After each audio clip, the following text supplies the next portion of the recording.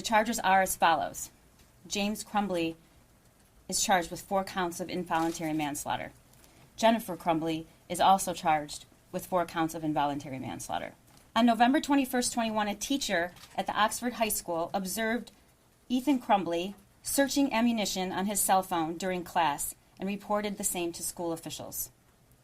Jennifer Crumbley was contacted via voicemail by school personnel regarding that son's inappropriate internet search. School personnel indicate they followed that voicemail up with an email but received no response from either parent. Thereafter, Jennifer Crumbley exchanged text messages about the incident with her son on that day, stating, quote, LOL, I'm not mad at you. You have to learn not to get caught, end quote. November 30th, 21, the morning of the shooting, the next day, Ethan Crumbley's teacher came upon a note on Ethan's desk which alarmed her to the point that she took a picture of it on her cell phone.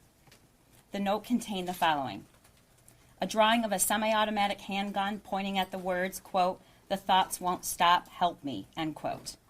In another section of the note was a drawing of a bullet with the following words above that bullet, quote, blood everywhere, end quote. Between the drawing of the gun and the bullet is a drawing of a person who appears to have been shot twice and bleeding.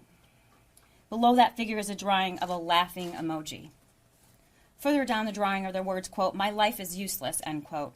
And to the right of that are the words, quote, the world is dead, end quote. Both James and Jennifer Crumbley failed to ask their son if he had his gun with him or where his gun was located, and failed to inspect his backpack for the presence of the gun, which he had with him. James and Jennifer Crumbley resisted the idea of then leaving the school at that time, of their son leaving the school at that time.